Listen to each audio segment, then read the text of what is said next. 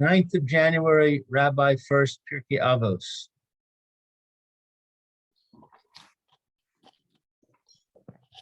Morning, Lou. Good morning. How are you? Baruch Hashem. Okay, good morning, everybody. I'll be right back. Okay, good morning, there. Good morning, Barry. Good morning, Elizabeth. Okay. Yes, this is Rabbi Shlomo Furst here, the Shechina Zoom. This is our first of the morning. We're looking at Avos. We're dealing with a tangent to the mimer of Rabbi Akiva. It says, "Skol Krikalis Rosh Magin Es Adam Erba," that levity and lightheartedness, light-mindedness, frivolity lead a person to erva, lewdness. And we were in the middle of the parish of the Maral, where he is explaining that the Metzias, the Mechus, the essence of Kol Krikalis Rosh is a siluk of the Shechina. It removes the Shechina from the situation, from the person, from the situation.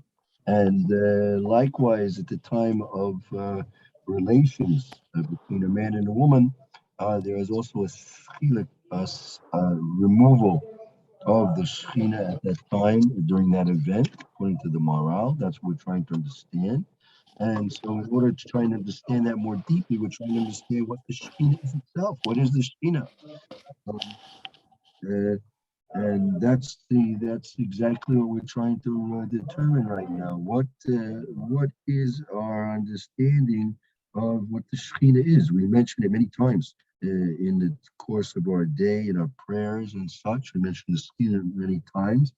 For example, if you take a look at your Shemona Esrei, you have your siddur there, just before Modim, right? We make a final, that's the Bakasha for the Avoda, right? You take a look at that bracha that precedes the Modim that we say in our Shemona Esrei, right? You say, Brukata Hashem Amachsir Shechinaso V'Tzion. So I guess in certain way to try and understand what the Shechina is, I guess we should try and understand what we're praying for here, and that maybe give us a clearer picture of what the Shechina is, and also maybe give us a clearer picture of what we're davening for. What do you say, Barry? Huh? Well, I wanted to ask something related to that. To answer this, I once learned in a Nefesh Chaim shir that Hakadosh Baruch Hu is one and fills the entire universe. Right. And when Hashem wanted to create the world, he had, so to speak, to make room. Right. Because Hashem fills up everything. There's no place for anything else. There's no partner to Hashem. So Hashem had to, whatever the word is, I've forgotten what the word is, but he had to, so to speak, retract his being to make room for Bereshis. And so somehow we have a contact with Hashem, Right. but we're not in Hashem because he retracted to make room for us. So that, because otherwise, if we were with Hashem, we would not be separate. We would not be a separate world. Right. So somehow there's a separation that Hashem, so to speak, artificially made for us. So is that related to the Shechina? Is that related to what we're talking about? This contact that we have? No, I don't think so. What you're referring to is the concept of tzimtzum, which the Tzimtzum, tzimtzum, right? Yeah. That's a philosophical approach in trying to understand how there can be a world of gashmias within an entity of ruchnias, right? So that, but it's a different type of a okay. question is being dealt with there. But it's again, it's somewhat related. Um, um, but we are trying to understand what when we make reference to the Shechina, how do we understand what that? We made a reference, for example, the Rashi there in Vayechi, that the Shechina is by the Rosh of a Choila, right? And so how are we supposed to understand that, right?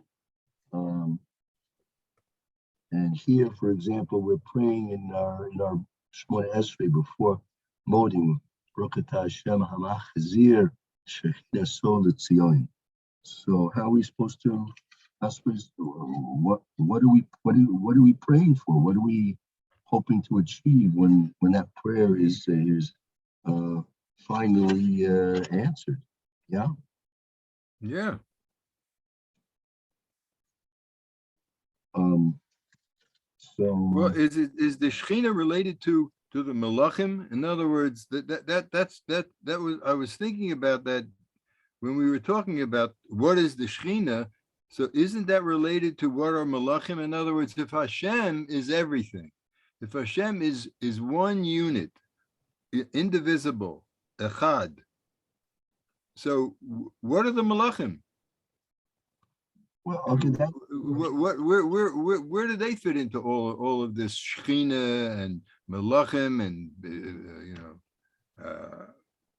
all right.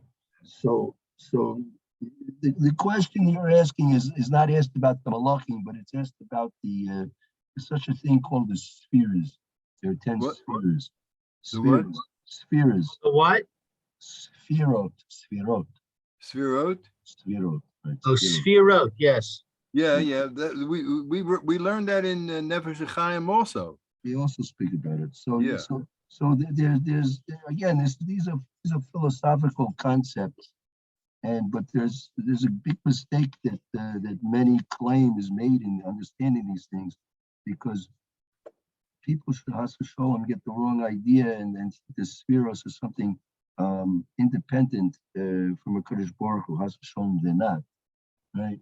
The Ramah, Rav Moshe Isserles, explains in one of his svarim that it's similar to just, if you want to use a physical example of what's of what it's like, it's similar to if you have the sun. Okay, you have the sun, then you have the rays of the sun, right? The rays of the sun, are they the sun or not?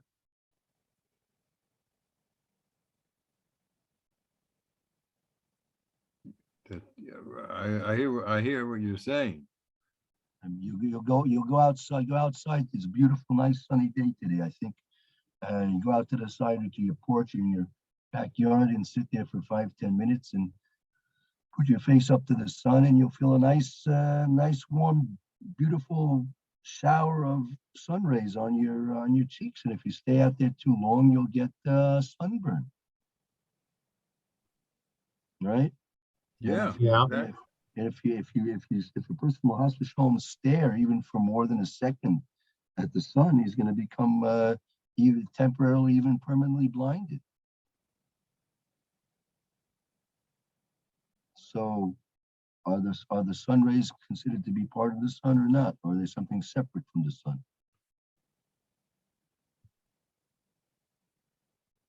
Well, we call them sun's rays. It's an emanation from the sun. Right. In other words, there's somewhere out in the universe, there's the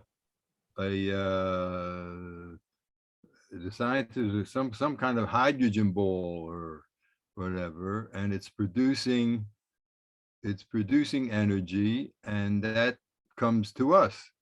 But that's not the hydrogen ball. It's a product of the hydrogen ball, the sun, light, the rays. I think your analogy is really good, Rabbi, because we can carry it a step further.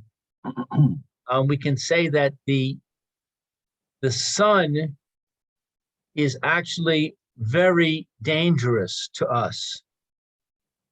If we were to get the direct rays of the sun, we would die. And so we have to be protected. We have the atmosphere of the ozone layer, for example, which is protecting us. It's making a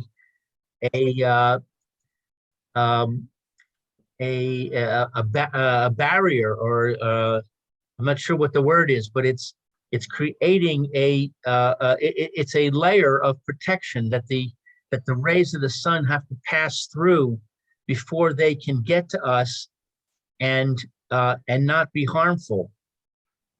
And I don't know about the spheros. I've never learned anything about them, so I don't know anything about them. But I know that there is a concept of the seven heavens, and I've heard that it's like a layers of interaction between Hashem and us, that the emanations from Hashem step through those different layers. And I've thought of that because Barry's comment about the angels, because my understanding is that there are angels at each layer, each of these seven layers, which are performing some kind of functions. And it would seem to me that there is a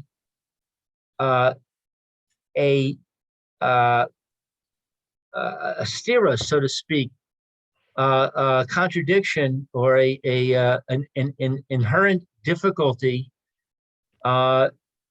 based also on what Barry was saying before about this idea of Hashem is one, and Hashem had to withdraw, so to speak, in order to allow us to exist. And now we're in a situation where we can't really coexist with Hashem unless there's this whole structure created in order to be able to protect us. So I'm thinking that maybe that this idea of the Shechina not being present in certain aspects of our lives is an artifact of this contradiction. Okay, I can accept that. That's a nice understanding of things. It's definitely so. I mean, the Kadosh Baruch Hu's the pure rookness of Kadosh Baruch Hu has to be transmuted into physicality, and that's basically what these spheres are doing. They're different permutations of different things, and it's a certain way of us understanding how the physical world can exist, and we as physical entities can exist in spite of the tremendous spiritual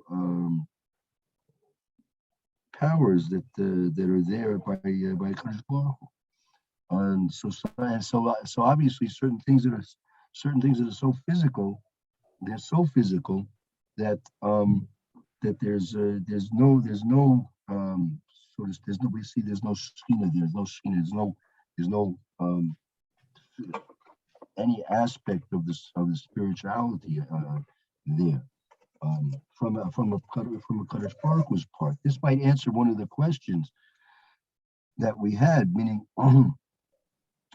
for example, when we mentioned that the Moral's comment that the physical relationship between a man and a woman at that point of cohabitation So that removes, the Shechina is removed from that. But that's from a Kadosh Baruch Hu's point of view. That's from a Kadosh Baruch Hu's point of view. But we are, meaning, and because of that void, our job, our mitzvah is to imbue in that Maisa of physicality, that basic animalistic act. It's our job to imbue in that animalistic act the infusion of spirituality that's necessary for Kadosh Baruch Hu to approve and to bring forth a child from that act. And Kadosh Baruch Hu withdraws, and he leaves it for us to imbue that act with the necessary spirituality it's required. Related to what Rebbe said about the sun and the sun's rays, the scientists have calculated that if the distance between the sun is so powerful that if the distance between the sun and us would in some disaster the sun would come 1,000th of 1% closer to us than it is, we would be burned up.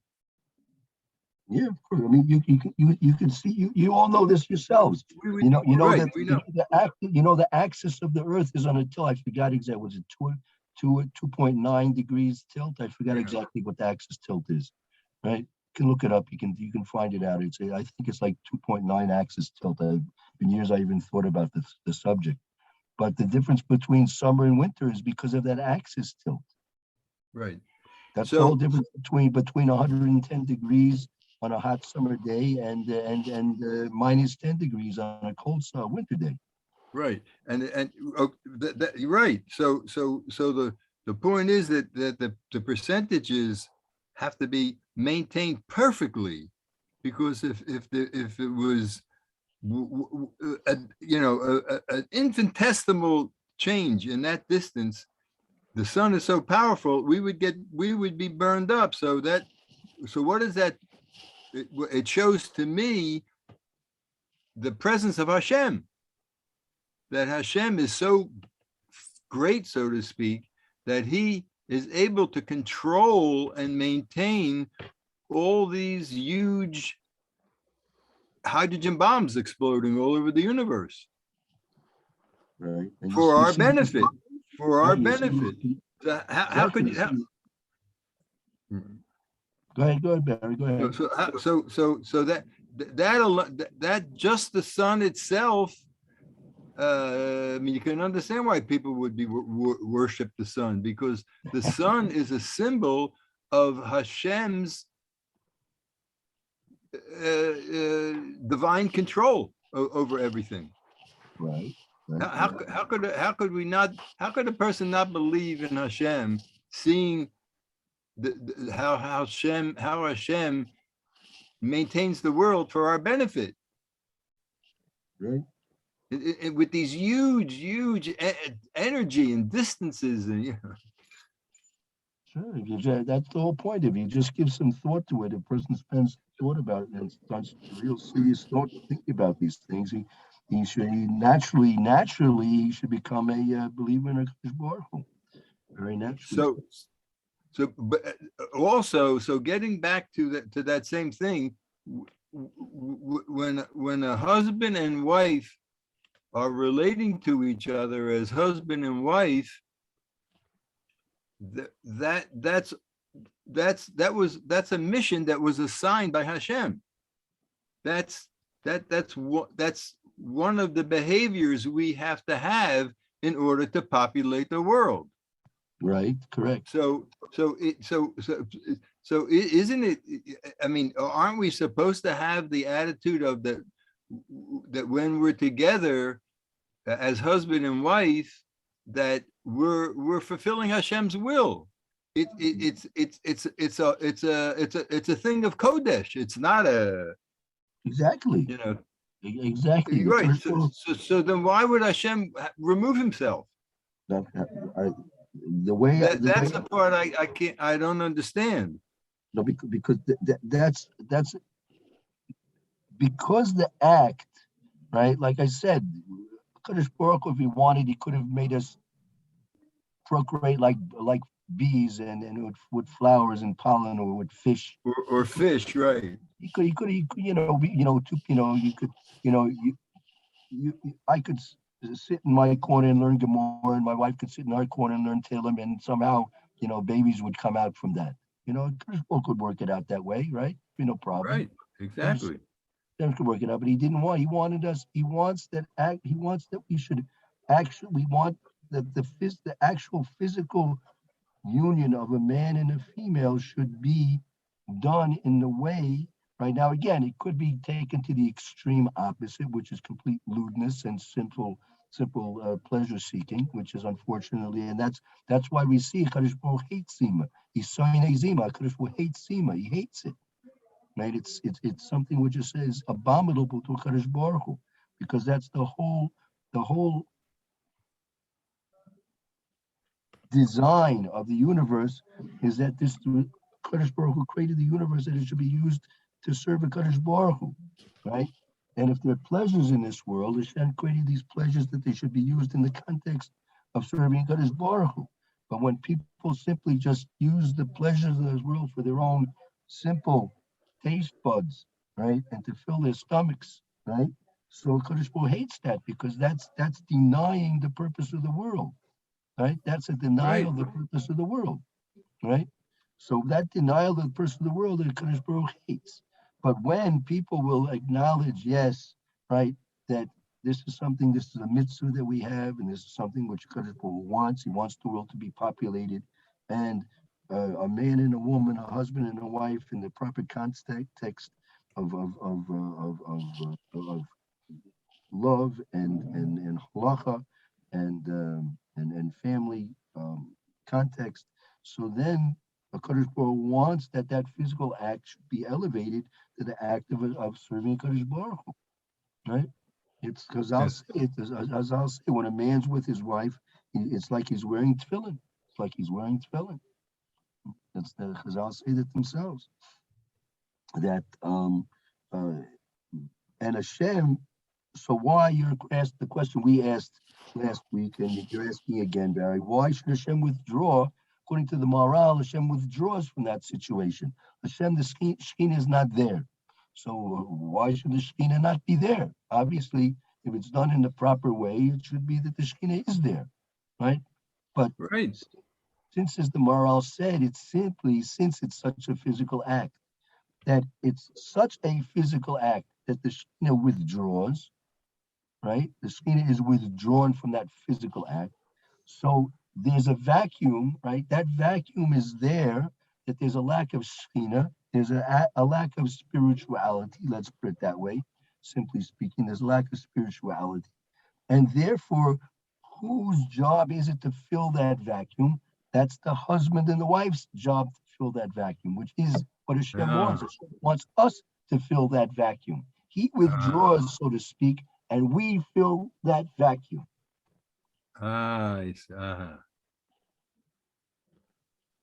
That's what I think we might be able to say as an explanation to the Maharal. There is a vacuum there. Hashem is withdrawing. He could be, if he wanted, could be there if he wanted, right? He could be there if he wanted, just like he wanted. We could procreate like the flowers do, right? We could procreate if someone wanted us to do it that way, but he didn't want that. He wanted us to procreate like the animals do. So he wanted to procreate. We made us like mammals, and mammals get together like monkeys get together like people do, the havdil, right? And lions and tigers and bears, like they're all mammals, and that's the way they do it, and that's Hashem created us like that, right? So Hashem made it that we should be in that level of physicality.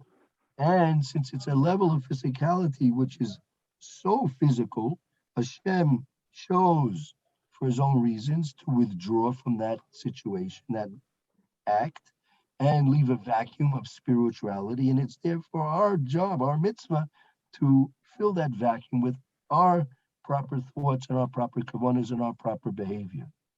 And that fills the value. And we therefore provide the spirituality, which Ah. Akadosh Baruch Hu, so to speak, withdrew from. It left that vacuum there. So that's maybe something we could maybe understand a little bit what the Maharal is trying to teach us in that point. I hear. Again, We're doing the work that Hashem has assigned us. exactly, right.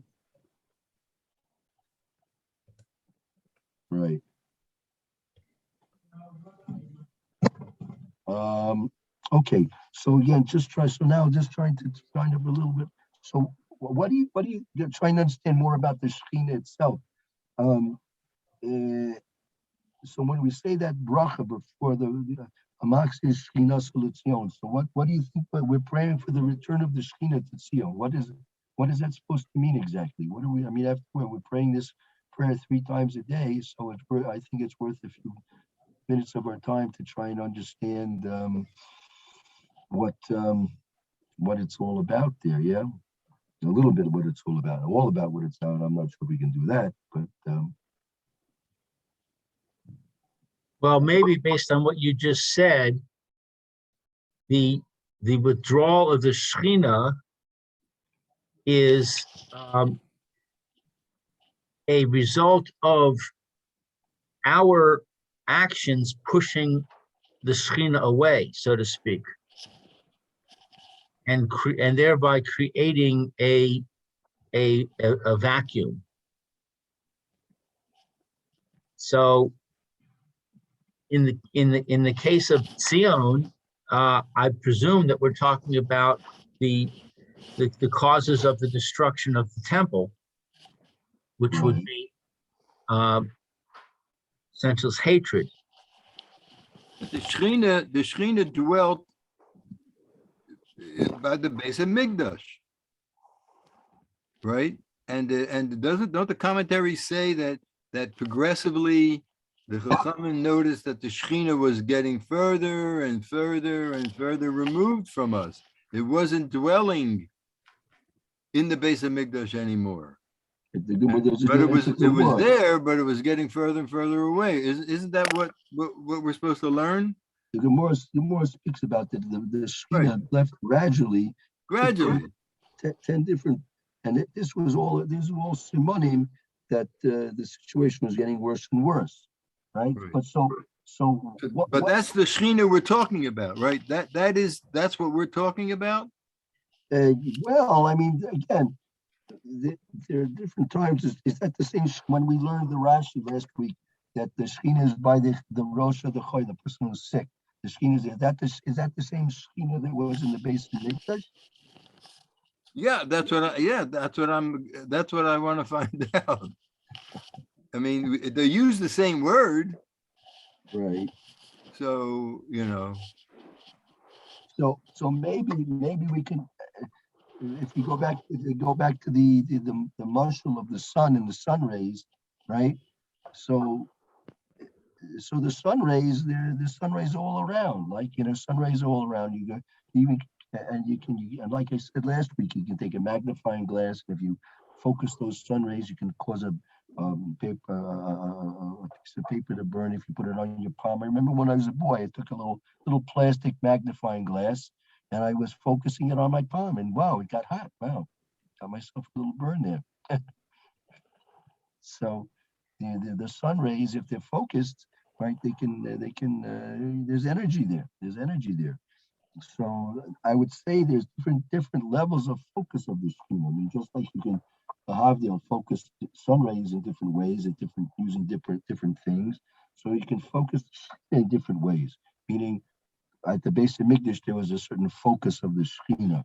When you have 10 people in a shul in Monsey, New York, there is a focus of the Shechina. Right? When you have 100 people in a shul in the Beit Knesset in Monsey, there's a different type of a focus of the Shechina. Right? When a person's sick and he's in bed, and the Shechina is focused at the head of his bed in a certain way, different than all the others. Each one is individual. It's a different focus of the Shechina. So when we say that we want the Shechina should return to Zion, I mean, it's not there now, right? If we're asking that it should return to Tzion, it's not there now, right? Right. Yeah. So, and as you mentioned very correctly, Barry, the Chazal say it was leaving, it left in various different degrees at different times and different stages. There was different stages it was leaving, right? So the Shechina, as I said, it could be, like I said the year last week, that maybe a working definition of the Shechina is a concentration of the Kadosh Baruch Hu's interest, so to speak. Right? That the Kadosh Baruch Hu was interested in the situation, right? So, I mean, I'm sure Kadosh Baruch Hu was not interested at all at the situation which is taking place at Sion. Bisman is there. If we're praying for the Shechina to turn there, right? So Hashem can say, as we said, the Shechina is not there now. So we can say that Hashem is not interested in the situation there. That situation doesn't have any. There's no interest of the Kadosh Baruch Hu there in that situation, right? But if you have 10 people in a shul in Muncie, right? Hashem is interested in that situation, right? I mean, when there's 9 people in shul and we're waiting for the minion, so to speak, Right. so that we can, and when the 10th person walks in, there's a change happens. That's right. Okay. I don't feel it. I mean, Right. I'm not that, higher level. I guess there are people in the world who do feel it, but now we have 10 and we have the Shechina with us and we can daven, etc. Or like at a bris, there's a time, that the Shechina is there and Eliyahu Navi is there. I mean, if I'm at a bris, I don't notice any change. But Right. but it's there. I'm not saying it's not there, but I'm not on that level. I haven't developed to that level to be aware. Right. Right. There is a form of apicorsis that says that Hashem is here, but Hashem's really not paying attention. Yeah. It would seem to me that we're in danger with what we're saying of entertaining that thought when we say that Hashem's not interested in something. I mean, Hashem is interested in everything, I think. Right. I hear what Lou's saying, because a person could say, well, since Hashem is removing himself when I'm together with my wife, anything goes. Right? Is that what you're saying, Lou? No, Hashem's not there. no. Hashem's not there. So since he's not interested in what I'm doing, anything goes. No, let me put it this way. Hashem is omnipotent. That means he's all knowing and all aware, right? That's Hashem is omniscient. He knows everything. And nevertheless, the Klal Yisrael, there's a Mishnah Avos. If you want to take a look, in Mishnah Avos, let's see. I think it's in the 5th parak. Where is it? You take out your Mishnah Avos. I think it's in the 5th parak. Let's see where it is here.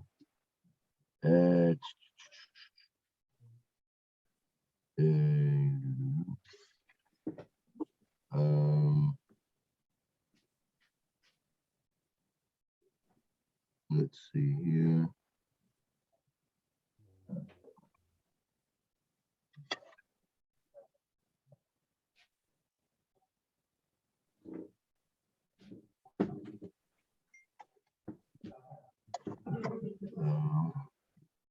Hold on, I'll tell you where it is in a minute.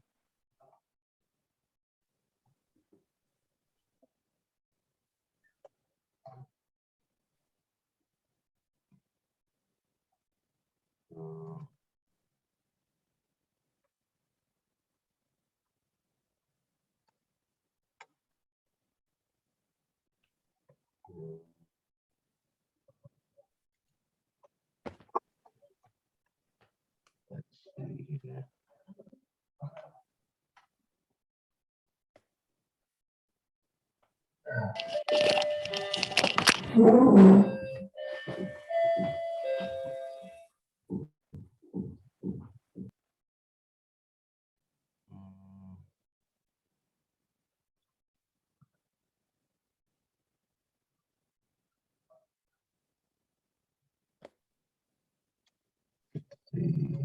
Um,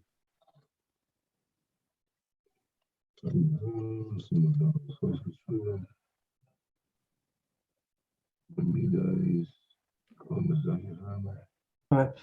Which Pierke, please? one moment, I'll tell you in a minute. Ah, Hold on.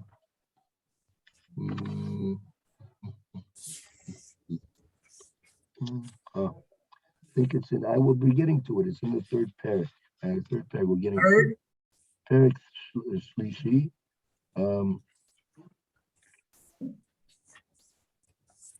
And it's in my listing, it would be under Mishnah 18. I'm not sure if that's consistent with yours, though. so Pierke 6, Mishnah 18. No, it'd be Parak 3. Parak 3. Parak 3, Mishnah 18. Oh, Pierke 3. Pierke 4. Pierke 3, Mishnah. Getting all these volumes mixed up here.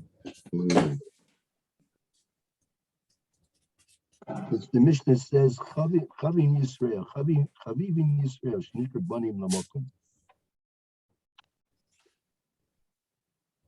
beloved is man who was created in the image of God. Is that the one? That's right. That's right.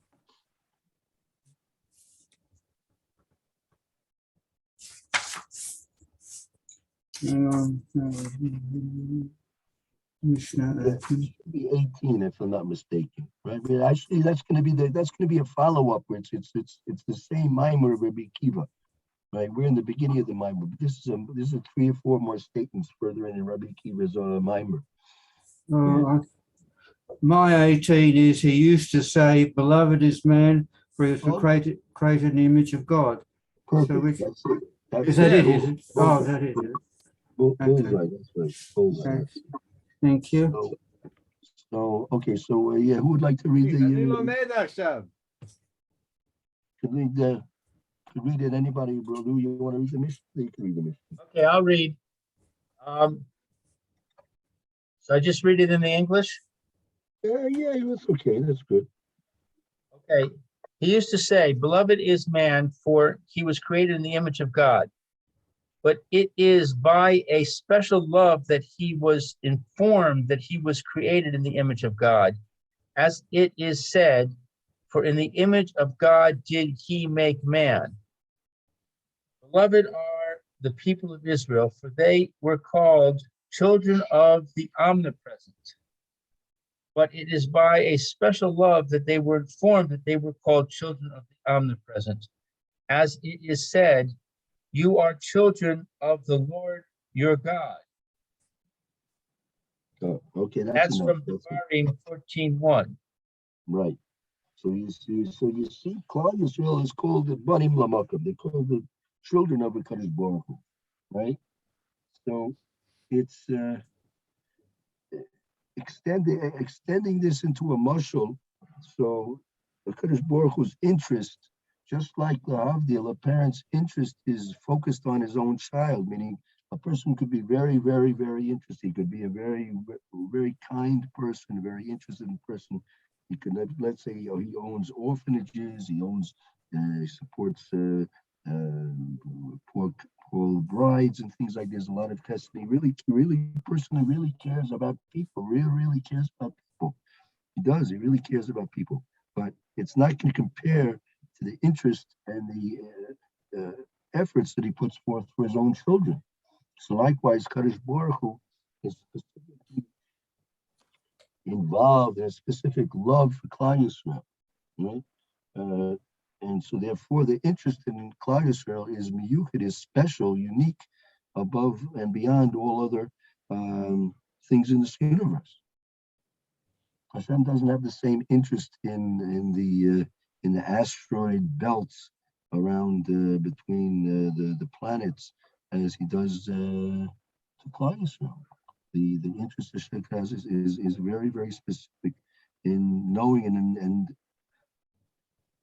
evaluating the actions and even the thoughts and even the speech of each and every Jew.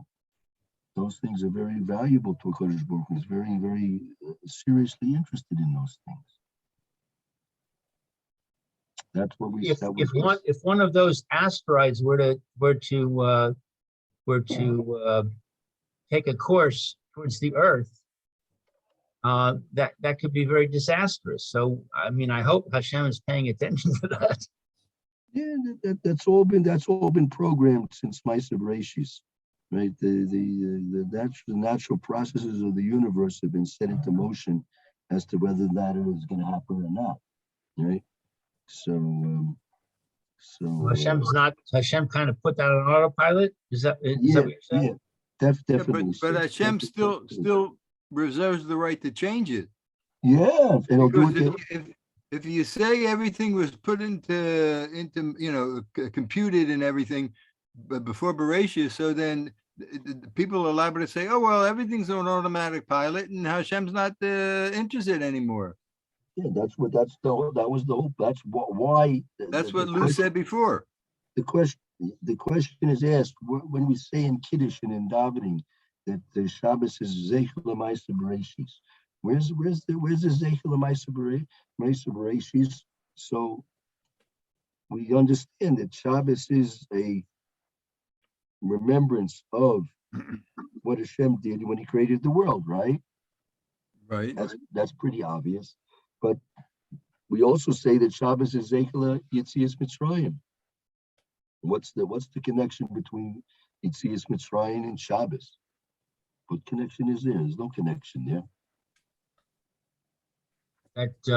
That if the Jewish people had not accepted the Torah, then there would be no purpose to creation. Well, then the Shabbos should be Zeichel Matan Torah. We don't say that Shabbos is Zeichel Matan Torah. Well, Hashem rested on Shabbos, so that's why we rest on Shabbos. Yeah, but that's Ma'aser Bereshis. That's Ma'aser Bereshis. That's not Yetzias Mitzrayim. No, I'm saying I don't know about much about Yetzias Mitzrayim, but I'm saying that the question was asked before about what's the connection with Shabbos. Right, but so Bereshis we understand, but how do you try and explain next Shabbos, Barry, to your family there that Shabbos is a Zeichel Yetzias Mitzrayim? Go ahead and explain it to them. Try and pass it for them. Well, we don't eat matzahs on Shabbos, do we? Right. Unless we forgot to buy challah or make it. Okay. Yeah. Sandy, this is a question. It's not my question. This is a question that the Rishonim asked. The Ramban asked this question. The Balamor asked this question. Other Rishonim asked this question, right? And it's somewhat of a complicated answer. We're not going to be able to. From what we can take a diversion from our diversion, and but that'll be somewhat of an answer to Lou's question, because in short is that the fact that Kadosh Baruch Hu intervened on behalf of the Jewish people when He took us out of Mitzrayim, and He changed all the natural laws that the Kadosh Baruch Hu had set into motion for the previous 2,000 plus years, had now been changed radically, not only temporarily, but radically, and that was a testimony to the fact that the Kadosh Baruch Hu not only created the world originally, but He also now continues to supervise and manage the world for the benefit of the Jewish people. And that's what Hashem wanted to show with the Esamakas Kriyas Yam Suf, that the Kadosh Baruch Hu is intimately interested and concerned with the welfare of the Jewish people. And so then it's up to go one or two more jumps to connect that to Shabbos, but we can, if you want, we can discuss that as a diversion from our diversion. But in any event, I think maybe we better take a break now. Were there any before we could just stop for a break? Any loose questions that we touched on that are still unanswered at this point for right now? So far, so good. Thank you. Okay, All right. so good. You're okay with things so far, Lou? Everything's going, you're going on course, off course? Yes. Whatever the course is, we're on it. The third Of course. No, of course. Okay. I guess I would like to try and relate this to the Prisha of Moshe Rabbeinu. Yeah. And what is that because he didn't want the Shechina to depart from him once he reached that level? I don't know if he wanted. He had to be prepared to speak with the Kadosh Baruch Hu at any time. He had to be prepared to that whenever Hashem wanted him to intervene on behalf of the Jewish people, Moshe Rabbeinu had to be prepared. That's something. If you mention that tomorrow, we can go into that a little bit more detail. That could be